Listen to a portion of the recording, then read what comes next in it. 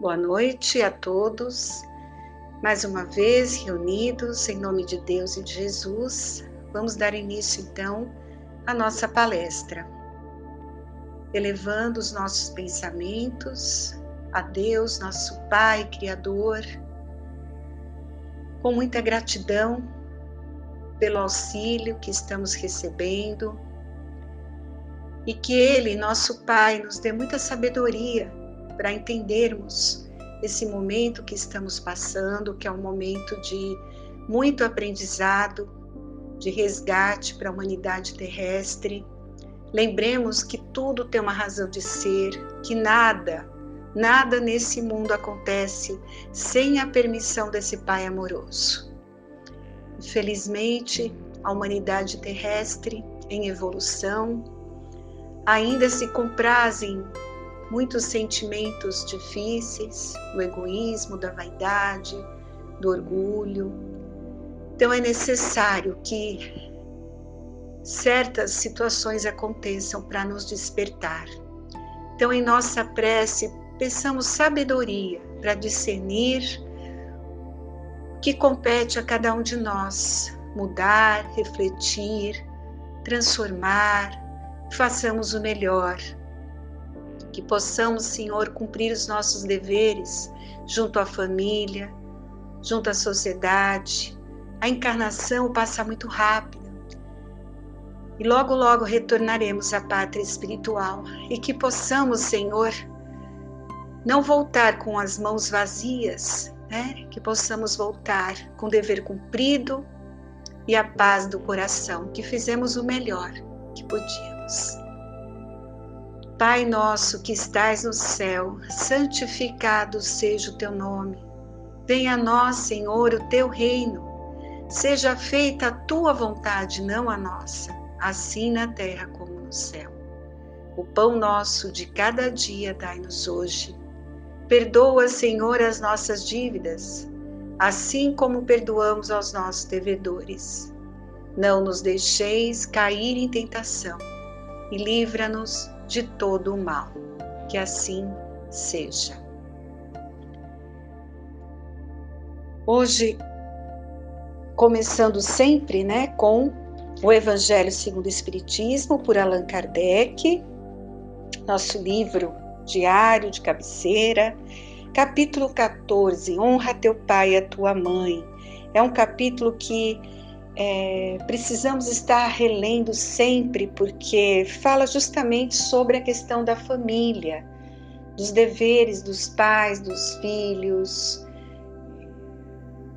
a importância que é estarmos reunidos ali com esses espíritos, que não é por acaso.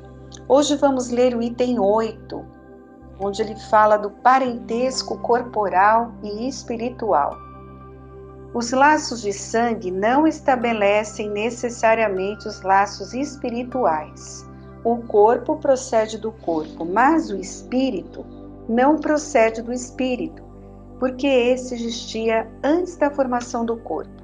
O pai não gera o espírito do filho, fornece-lhe apenas o envoltório corporal, mas deve ajudar seu desenvolvimento intelectual e moral para o fazer progredir.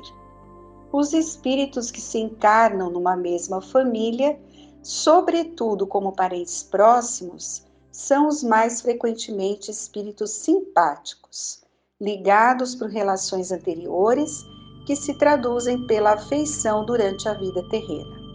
Mas pode ainda acontecer que esses espíritos sejam completamente estranhos uns para os outros, separados por antipatias igualmente anteriores, que se traduzem também por seu antagonismo na Terra, a fim de lhe servir de prova.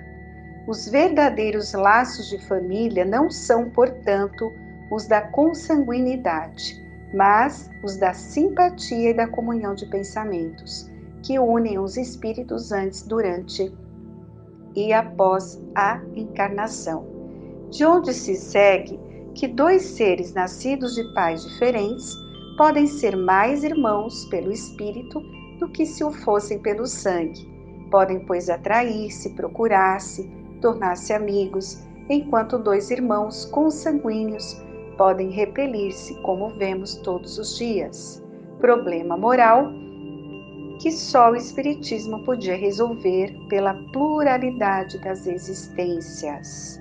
Há, portanto, duas espécies de famílias: as famílias por laços espirituais e as famílias por laços corporais. As primeiras, duradouras, fortificam-se pela purificação e se perpetuam no mundo dos espíritos através das diversas migrações da alma. As segundas, frágeis como a própria matéria, extinguem-se com o tempo e quase sempre se dissolvem moralmente desde a vida atual. Foi o que Jesus quis fazer compreender, dizendo aos discípulos: eis minha mãe e meus irmãos, ou seja, a minha família pelos laços espirituais, pois quem quer que faça a vontade de meu Pai que está nos céus é o meu irmão, minha irmã e minha mãe. Esse é um tema que geralmente gera muitos questionamentos, muitas reflexões, né? E aqui está bem claro: na condição espiritual da humanidade,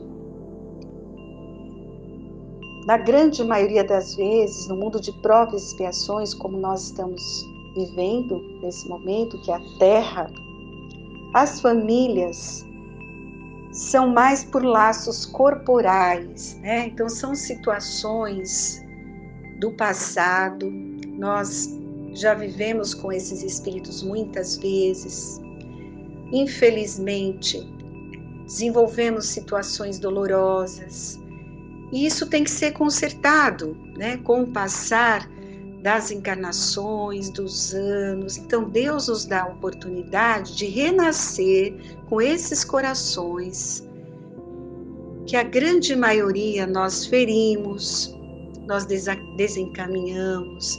Então esse relacionamento de pai, mãe, esposa, filho, avós, tudo isso tem uma ligação ali, um compromisso muito intenso. Então, temos sim famílias que têm toda uma afinidade, que são ligadas ali por laços espirituais, e mesmo dentro do contexto ali da família, alguns têm mais afinidade, outros não. Tem uma dificuldade enorme de relacionamento, mas à luz da reencarnação, isso tudo tem uma resposta, tem uma razão de ser. Não é por acaso que a gente está ali, né, junto com esses espíritos. Então tem situações ali que são muito, muito difíceis, mas é lembrar o que esse Evangelho de Jesus nos fala. Nesse capítulo mesmo tem um trechinho. Elevar o pensamento a Deus, pedir compreensão daquela razão, da dificuldade de relacionamento e lembrar que um de nós dois foi culpado, né? Então existe uma responsabilidade minha por eu estar sofrendo aquela situação. Então, qual que é o meu papel? Eu me esforçar o tempo todo para ter uma atitude ali, de muito respeito, de compreensão, de diálogo, fazer a minha parte. Se o outro não está fazendo, ele vai responder. Lembremos sempre disso, porque às vezes a gente não tem atitude, não faz o que é certo, porque a gente fica esperando que o outro também faça. Se eu faço e não tenho uma resposta, aí eu desisto, que está errado. Nós vamos responder individualmente a Deus, à espiritualidade. Eu posso passar a encarnação toda tentando fazer o certo. E fazer o certo, né? Não é só tentar, a gente tem que fazer o certo. Posso não ter nenhum retorno? Posso. É difícil, porque se eu ficar perseverante no meu exemplo, alguma coisa eu vou contagiar o outro. Ele pelo menos vai passar a me respeitar um pouco mais, né? Pode não me tratar com todo carinho e respeito que deveria, mas ele vai me respeitar mais no sentido, né, de discussões. Então, eu tenho que estar firme. Eu quero ser bom, eu vou fazer a minha parte até o final, porque um dia, retornando à pátria espiritual, essas reflexões vão vir, né? E a sua consciência vai estar tranquila de que você fez o que era certo.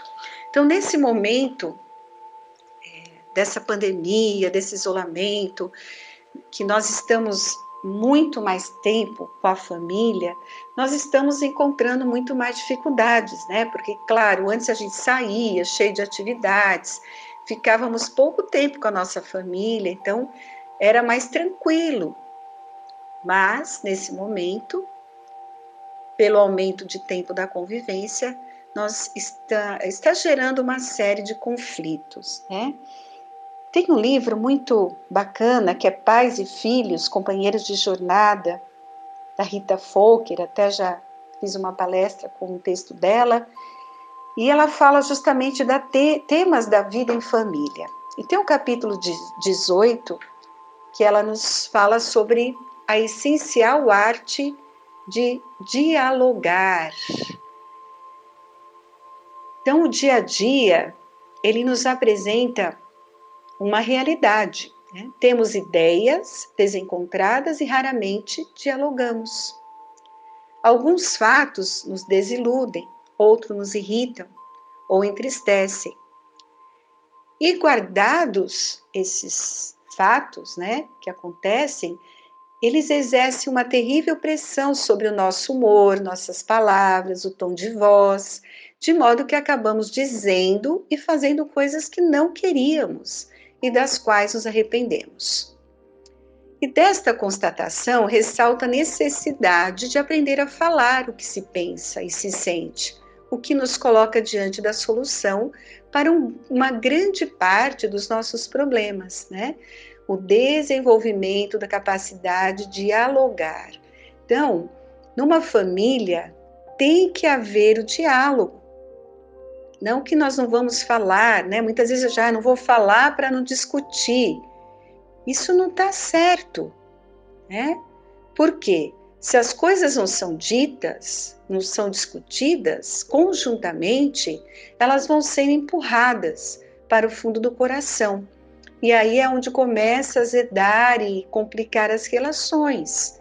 Então, eu tenho que falar, mas o segredo é como falar e quando falar, né? O nosso problema é esse.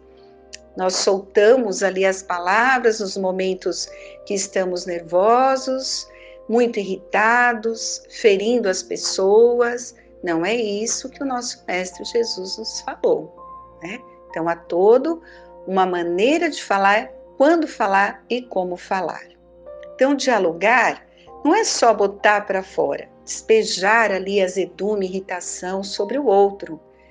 Dialogar não é cobrar e nem culpar, ou culpar-se, né? Dialogar é buscar a troca, tendo confiança na chance do entendimento.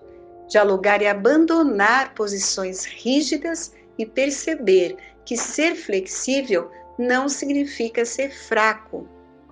O nosso orgulho, ele sempre faz com que tenhamos essas atitudes, né? Ah, não, eu não vou ceder, ele está errado, eu tenho meu orgulho. Muito triste isso, né? A gente tem que abandonar essa posição aí rígida. A gente tem que ser flexível, sim. Isso é trabalhar o nosso orgulho, nossa vaidade. O amor, ele pede investimento, tempo para refletir, leituras relacionadas, atitudes. E até onde estamos dispostos a investir nessa mudança em nós, né? Até que ponto confiamos em nós mesmos e no outro a ponto de perseverar? Façamos esses questionamentos. A doutrina espírita tem a parte filosófica e é muito importante para a nossa evolução a gente fazer perguntas para nós, porque aí a resposta vem e às vezes a resposta nos mostra que nós estamos errados. Nós não estamos tão empenhados assim em querer resolver. Reclamamos muito, mas não nos empenhamos em buscar soluções e ter atitudes positivas. Além de ser compreensível e ter uma mente aberta, é preciso expor claramente as ideias, com a convicção e a força que elas possuem para nós, mas sem agressões, né? A gente tem mania de ficar jogando indireta para o outro, né? E não fala diretamente, mas também sem agressão, não é jogar na cara. É mostrar para aquele ser, né, aquela pessoa que convive conosco que aquelas atitudes nos deixam magoadas, aquilo está fazendo mal, que não é saudável para o relacionamento. A gente tem que ter uma conversa franca, honesta, verdadeira, sem agressão, né? É assim que a gente vai fazer o outro refletir. Recorrer à prece, pedindo a inspiração dos amigos espirituais é muito necessário, né? Deus, me mostre como falar e agir. Eu estou com muita raiva, isto não vai ser bom, me ajude a falar sem magoar, né? De modo que o resultado seja não o distanciamento, mas o entendimento e a maior união entre nós.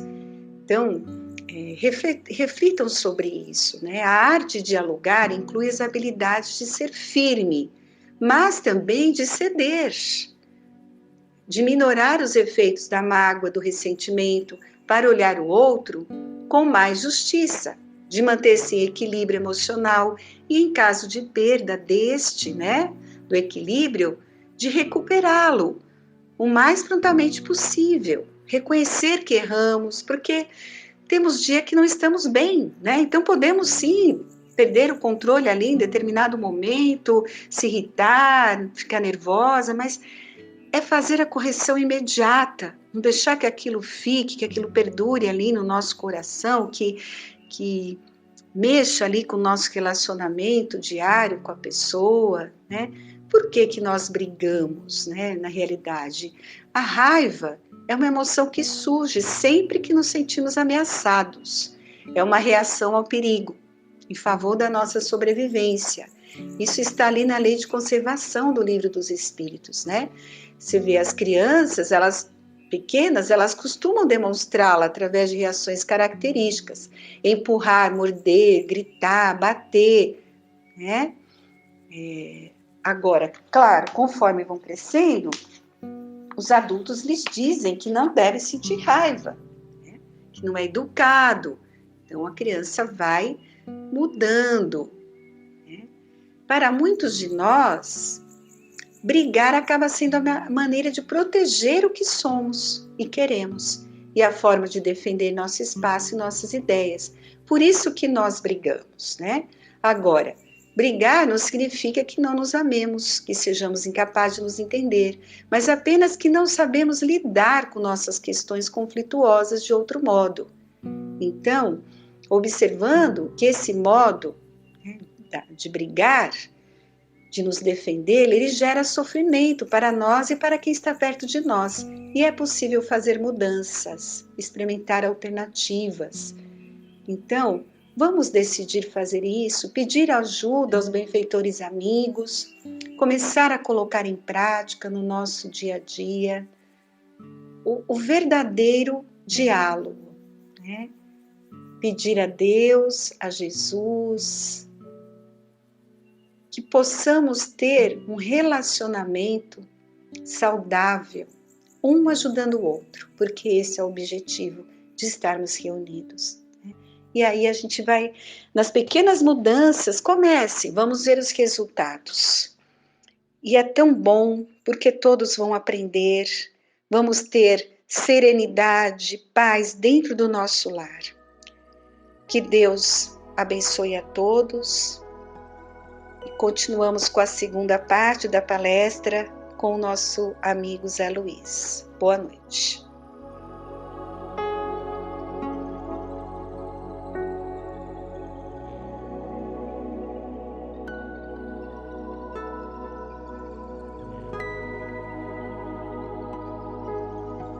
Boas noites. Aproveitando dessa nova oportunidade de reencontro, e temos dito bastante sobre o acompanhamento, o cuidado que Deus tem individualmente a cada segundo conosco. Esse diálogo, ele é constante, ele é intenso, afinal de contas ele cuida de nós como um pai e nos reeduca, nos redireciona e apresenta as circunstâncias que vão fazer com que nós mudemos a forma de pensar. E como paralelo a isso, paralelo, não é substituindo, né? É paralelo. Deus também nos destinou um anjo protetor, um anjo da guarda, um espírito guia, né? Que é, via de regra, um amigo, um parente, e que se dedica constantemente ao trabalho de reeducação. Então, nós vamos encontrar aqui no Livro dos Espíritos, nas questões 489 em diante, o que Santo Agostinho até chama de doutrina dos anjos protetores, né? Quer dizer, todo um conjunto de pensamentos, não é só uma informação, que isso por si já bastaria para nos dar uma segurança maior. Então, eu vou ler algumas questões e depois nós vamos passar para o comentário de Santo Agostinho. Pergunta 489. Há espíritos que se ligam a um indivíduo em particular para protegê-lo? Resposta. Sim. O irmão espiritual é o que chamam de bom espírito ou bom gênio. O que se deve entender por anjo da guarda? O espírito protetor de uma ordem elevada. Qual a missão do espírito protetor?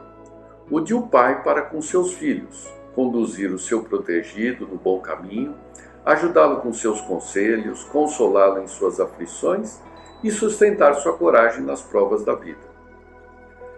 O espírito protetor é ligado ao indivíduo desde o nascimento? Desde o nascimento até a morte, e muitas vezes o segue após a morte, na vida espírita, e mesmo por meio de inúmeras existências corporais, porque essas existências nada mais são do que fases bem curtas em relação à vida do espírito. A missão do espírito protetor é voluntária ou obrigatória? Resposta: o espírito é obrigado a isso porque aceitou a tarefa, mas pode escolher os seres que lhe sejam simpáticos. Para uns é um prazer, para outros uma missão ou um dever. Ao se ligar a uma pessoa, o espírito renuncia à proteção de outros indivíduos? Resposta: não, mas o faz de maneira mais generalizada. O espírito protetor está fatalmente ligado a ser confiado à sua guarda? Resposta: acontece muitas vezes que certos espíritos deixam sua missão para cumprir diversas missões. Entretanto, são substituídos. Pergunta 495. E essa resposta é muito mais extensa, né? O espírito protetor abandona por vezes o seu protegido quando esse se rebela diante de suas admoestações? Resposta: afasta-se quando sabe que serão inúteis os seus conselhos, por ser mais forte a vontade do seu protegido em submeter-vos às más influências. Não obstante, não o abandona completamente e sempre se faz ouvir. É o homem que lhe fecha os ouvidos. Ele volta assim que chamado. Há uma doutrina que deveria converter os mais incrédulos por seu encanto e doçura, a dos anjos da guarda. Pensar que sempre tem ao seu lado seres que lhe são superiores, que estão sempre ali para aconselhá-los, sustentá-los, ajudá-los a escalar a montanha escarpada do bem, que são amigos mais firmes e mais devotados que as mais íntimas ligações que possam encontrar sobre a terra, não é uma ideia bem consoladora? Esses seres estão por ordem de Deus, que os colocou ao seu lado. Ali estão por seu amor e cumprem, junto a todos, uma bela, mas penosa missão.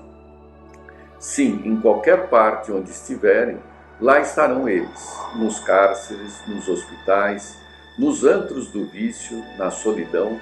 Nada os separa desse amigo que não podem ver, mas do qual a sua alma sente os mais ternos impulsos e ouve os mais sábios conselhos. Ah, se conhecessem melhor essa verdade, quantas vezes elas os ajudaria nos momentos de crise? Quantas vezes os salvaria dos maus espíritos? Mas, no momento decisivo, esse anjo do bem terá de dizer-lhes: eu não os avisei disso? E não foi feito? Não lhes mostrei o abismo? E nele precipitaram-se? Não fiz soar em sua consciência a voz da verdade abafada pelos conselhos da mentira?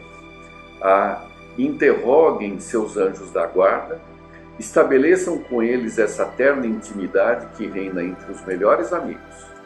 Não pense em nada lhes ocultar, pois eles são os olhos de Deus e não há como enganá-los. Considerem o futuro, procurem avançar nessa vida e suas provas serão mais curtas, suas existências mais felizes. Vamos, homens, coragem, regentem de uma vez por todas os preconceitos e as segundas intenções. Adentrem no novo caminho que se abre e perseverem. Sigam os seus guias.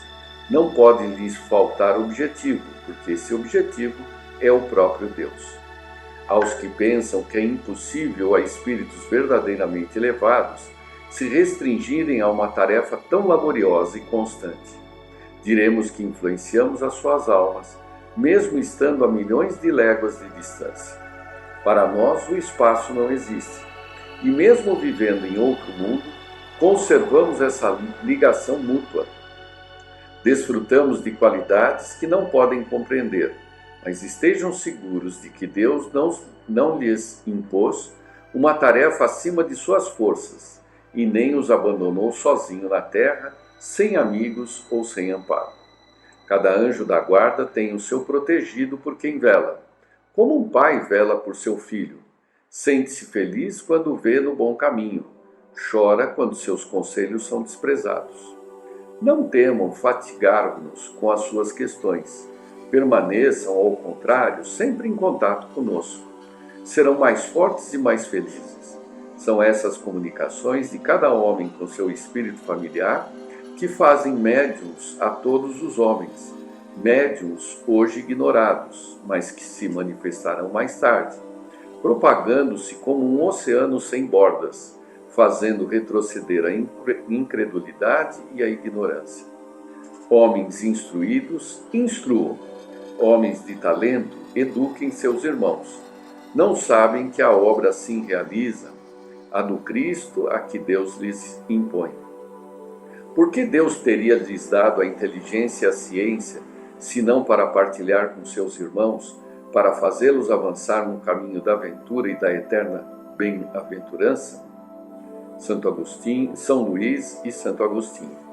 Então essa resposta, nos dá uma dimensão de como somos assistidos duplamente.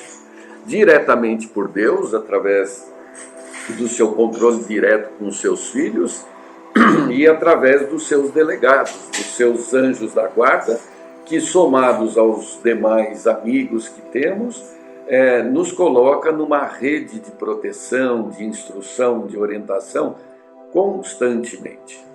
Cabe a nós fazer a nossa parte, que é mantermos na serenidade, na elevação de pensamentos, que colheremos todas essas inspirações, desde os problemas mais banais até aqueles que exigem grandes reflexões. E agora nós vamos pegar aqui um exemplo dessa tarefa, através da mensagem do irmão X, o guia. Necessitando melhorar conhecimentos de orientação, acompanhei um dia de serviço do guardião Aurelino Piva, espírito amigo que desempenha a função de guia comum da senhora Sinésia, dama culta e distinta, domiciliada em elegante setor do mundo paulista. Então é o irmão X falando da visita que ele está fazendo, acompanhado do irmão aqui, Aurelino, para poder colher informações sobre essa intervenção do Espírito Guia. Cabia-me aprender como ajudar alguém individualmente na posição de desencarnado, auxiliar em esforço anônimo, exercer o amor silencioso e desconhecido. Cheguei cedo à residência, cujo pequeno jardim a primavera aformoseada. 4h da manhã, justamente quando Aurelino preparava as forças de sua protegida para o dia nascente. Trabalho de humildade e devotamento. Na véspera, Dona Sinésia não estivera tão sóbria ao jantar. Excedera-se em quitutes e licores, mas o amigo espiritual erguia-se impiedosa sentinela e, antes que a senhora reabrisse os olhos do corpo, aplicava-lhe passes de reajuste. Essa informação é fundamental. Todos nós, sendo espíritas ou não, passamos pelo acompanhamento diário e noturno dessa recuperação orgânica através desse guia espiritual e intervenções que conhecemos na doutrina espírita como passe. Retomando o texto. É preciso que nossa irmã desperte tão rígida quanto possível, explicou. E sorrindo, um dia tranquilo no corpo físico é uma bênção que devemos enriquecer de harmonia e esperança. Depois de complicada operação magnética, observei que a tutelada se dispunha a movimentar-se e esperei. 6 horas da manhã. Aurelino formulou uma prece, rogando ao Senhor lhe abençoasse a nova oportunidade de trabalho, e tive a ideia de tornar a escutar-lhe as palavras confortadoras. Um dia tranquilo no corpo físico é uma bênção. A senhora acordou e o benfeitor espiritual postou-se ao lado dela, a feição de pai amoroso, falando-lhe dos recursos imensos da vida que estuavam lá fora, como a buscar-lhe o coração para o serviço com alegria. Dona Sinésia ouvia em pensamento, e qual se dialogasse consigo mesma, recusava a mensagem de otimismo e respondeu às benéficas sugestões, resmungando: dia aborrecido, tempo sem graça. Nisso, 2 meninos altercaram lá dentro com a empregada. Bate-boca em família, Dona Sinésia não se mexeu.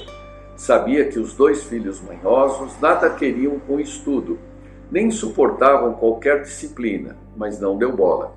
Aurelino, porém, correu à copa e eu o acompanhei.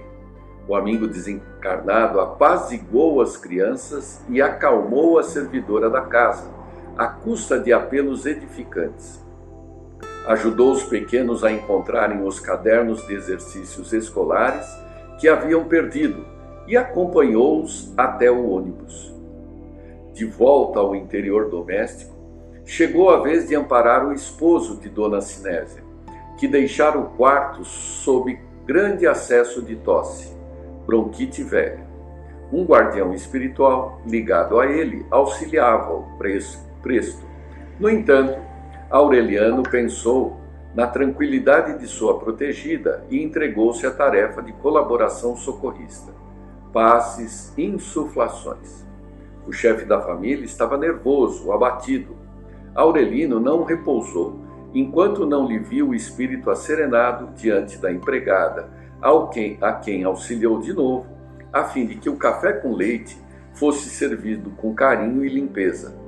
Logo após, demandou o grande aposento em que iniciáramos a tarefa, rogando a Dona Sinésia viesse à copa abençoar o marido com um sorriso de confiança. A dama escutou o convite suplicante através da intuição, mas ficou absolutamente parada sob os lençóis e, ouvindo o esposo apigarrear na saída, comentou intimamente: não vou com asma, estou farta. 7 horas. Aurelino estugou o passe a fim de sustentar o senhor Camerino na travessia da rua. Explicou-me que Dona Sinésia precisava de paz e, em razão disso, devia ajudar-lhe o marido com as melhores possibilidades de que dispunha. E, atencioso, deu a ele, na espera da condução, ideias de tolerância e caridade, bom ânimo e fé viva, para compreender as suas dificuldades de contador na firma a que se vincula. Regressáramos à casa, Dona Sinésia em descanso. 8 horas quando se levantou. Aurelino sugeriu-lhe o desejo de tomar água pura e informou-me de que se esmerava em defendê-la contra intoxicações. Magnetizou o líquido simples, dotando-a de qualidades terapêuticas especiais, e continuaram serviços e preocupações. Trabalho de proteção para Dona Sinésia em múltiplas circunstâncias pequeninas, suscetíveis de gerar grandes males. Apoio à empregada de Dona Sinésia para que não lhe falhassem minudências na harmonia do lar. Remoção de obstáculo a fim de contratempos não viessem perturbar a calma de Dona Sinésia. Socorro incessante às crianças de Dona Sinésia. Ao retornarem da escola, cooperação indireta para que a Dona Sinésia escolhesse os pratos capazes de lhe assegurarem a necessária euforia orgânica. Inspirações adequadas de modo a que Dona Sinésia encontrasse boas leituras, amparo constante ao senhor Camerino, tanto quanto possível, a fim de que Dona Sinésia não se afligisse. Enfim, Dona Sinésia, sem a obrigação de ser agradecida, já que não identificava os benefícios contínuos que recebia, teve um dia admirável, enquanto Aurelino e eu estávamos realmente estafados, não obstante a nossa condição de espíritos sem corpo físico. À noite, porém, justamente quando Aurelino se sentou ao meu lado para 2 dedos de prosa, Dona Sinésia, desatenta, feriu o polegar da mão esquerda com a agulha que manejava para enfeitar um vestido. Bastou isso e a senhora desmandou-se aos gritos. Oh, meu Deus, ninguém me ajuda. Vivo sozinha, desamparada. Não há mulher mais infeliz do que eu. Positivamente assombrado, espiei Aurelino, que se mantinha imperturbável, e observei. Que reação é esta, meu amigo? Dona Sinésia recolheu socorro e bênçãos durante o dia inteiro. Como justificar este ataque de cólera por picadela sem importância nenhuma? Aurelino, entretanto, sorriu e falou paciente. Acalme-se, meu caro. Auxiliemos nossa irmã a reequilibrar-se. Essa irritação não há de ser nada. Ela também, mais tarde, vai desencarnar como nós e será guia. Muito bem. Então, dessas lições, nós temos aí, ressaltando novamente a nossa ajuda no atacado e no varejo. No atacado através de Deus, que nos mantém na sua proteção o tempo todo, e no varejo, nas coisas miúdas e pequenas do dia a dia, contando com a intervenção, a participação de espíritos dedicados, por vezes além da própria encarnação, mas que estão ao nosso lado por amor. Então, aproveitando dessas reflexões, vamos agradecer a Deus por tudo que temos e por tudo que somos. Pai nosso que estás nos céus, santificado seja o teu nome, venha a nós o teu reino, seja feita a tua vontade, assim na terra como no céu. O pão nosso de cada dia nos dai hoje e sempre. Perdoa, Senhor, as nossas dívidas, assim como perdoarmos aos nossos devedores. Não nos deixeis cair em novas tentações, mas livra-nos do mal que existe dentro de nós mesmos, porque é teu reino, o poder, a glória, a justiça, a esperança e o amor para todo sempre. Que assim seja. Boa semana a todos e lembrem-se dos seus anjos da guarda.